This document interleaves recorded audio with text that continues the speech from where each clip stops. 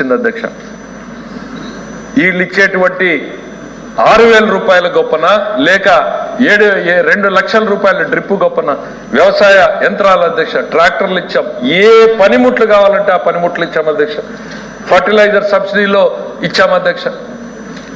ఇవేవి కూడా వ్యవసాయ శాఖను మూతేశారు. వీళ్ళకి ఎవరు గైడ్ చేశారో మాకు అర్థం కాలేదు అధ్యక్ష. 70 పైసలు కేంద్రం ఇస్తుంటే 30 పైసలు నువ్వు పెడితే 100 రూపాయలు రైతుకు అందుతాయి అన్నట్టు దాన్ని మూసేశారు అధ్యక్ష. బేసిక్ ఎకనామిక్స్ మర్చిపోయారు అధ్యక్ష. 30 పైసలు మనం పెట్టడము అనంటే ఆ కేంద్రం ఇచ్చేటువంటి 70 పైసల్లో మళ్ళీ మనకు తిరిగి జిఎస్టీ రూపంలో ఇంకో 10% వస్తుంది అధ్యక్ష. కేవలం 20 పైసలు మన చేతి నుంచి పడుతుంది. ఆ 20 పైసల్లో కూడా 10 పైసలు వచ్చే సంవత్సరం ఆ సంవత్సరం ఇస్తామంటే 10 పైసలతోటి రూపాయి సంపాదించుకునేటువంటి అవకాశాన్ని వదిలేసి ఎకానమీని చంపేశారనేటువంటిది నేను చెప్తున్నా అధ్యక్ష. ఒక పథకం కాదు అధ్యక్ష, ఒక్క వ్యవసాయ శాఖలో 14 అధ్యక్ష. ఇట్లా అన్ని శాఖలు తీసుకుంటే దాదాపు 70-80 కేంద్ర ప్రాయోజిత పథకాలని రకంగా ఆపేసి ఎకానమీని గ్రైండింగ్ హాల్ట్ కి తీసుకొచ్చారు అధ్యక్ష.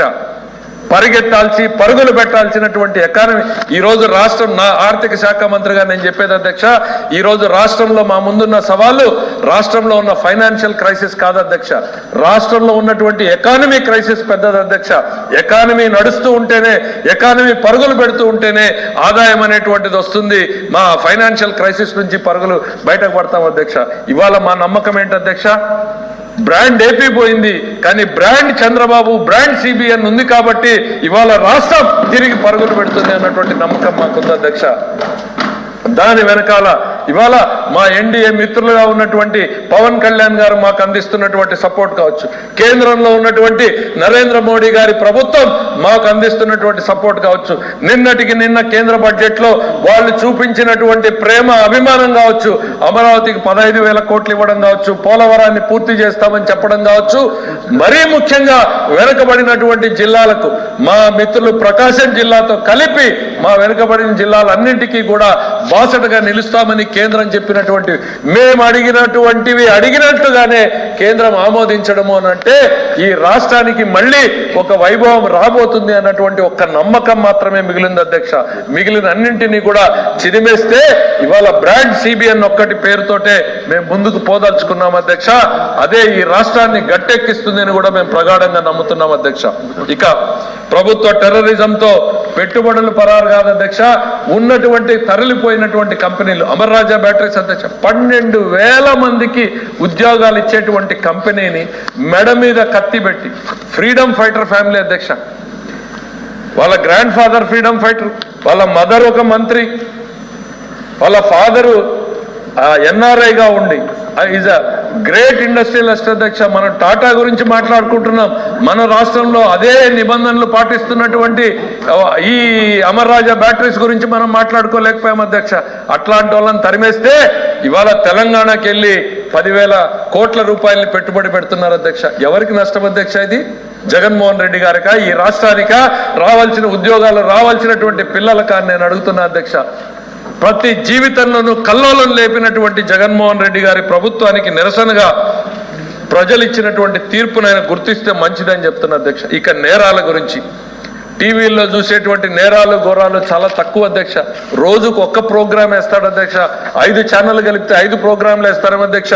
ఇక్కడ మండలానికి నేరాలు ఘోరాలు జరిగినటువంటి పరిస్థితి అధ్యక్ష.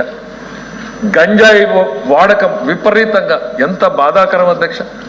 ఏ తల్లి అయినా ఏ తండ్రిగా అయినా మనం ఆమోదిస్తామా అధ్యక్ష? మన పిల్లలు మత్తు పదార్థాల వైపు పోతున్నారు అనంటే కళ్ళు మూసుకుని కూర్చున్నారు అధ్యక్ష.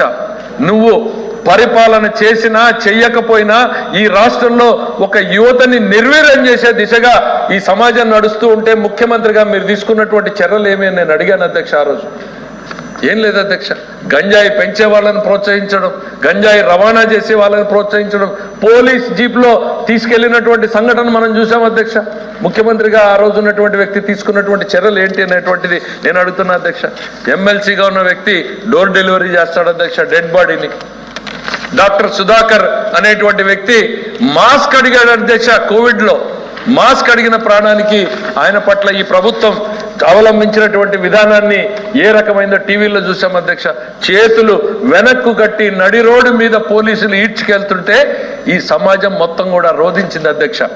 అట్లాంటి సంఘటనలన్నీ కూడా ప్రజల మనసుల్లో గుర్తున్నాయి కాబట్టే ఈ ఎన్నికల్లో అటువంటి తీర్పు ఇచ్చారు అనేటువంటిది గుర్తు చేస్తున్నాం అధ్యక్ష. ఇక నిన్ననే మా ముఖ్యమంత్రి గారు చెప్పారు అధ్యక్ష, నంద్యాల అబ్దుల్ సలాం కుటుంబం గురించి ఈ రాష్ట్రం మొత్తం కూడా ఏడ్చింది అనేటువంటి చెప్తా ఉన్నా అధ్యక్ష. ఆ కుటుంబం పడినటువంటి బాధని ప్రతి కుటుంబం కూడా అనుభవించింది కాబట్టి ఈరోజు ఈ రకమైనటువంటి తీర్పు వచ్చింది అనేటువంటిది. ఇక ప్రతిపక్షం గురించి లెక్కలేదు అధ్యక్ష. మా యువ నాయకుడిని లోకేష్ అడగాలనుకుంటున్నా అధ్యక్ష, ఎన్ని కేసులు ఆయన మీద ఉన్నాయో కనీసం ఇప్పటికన్నా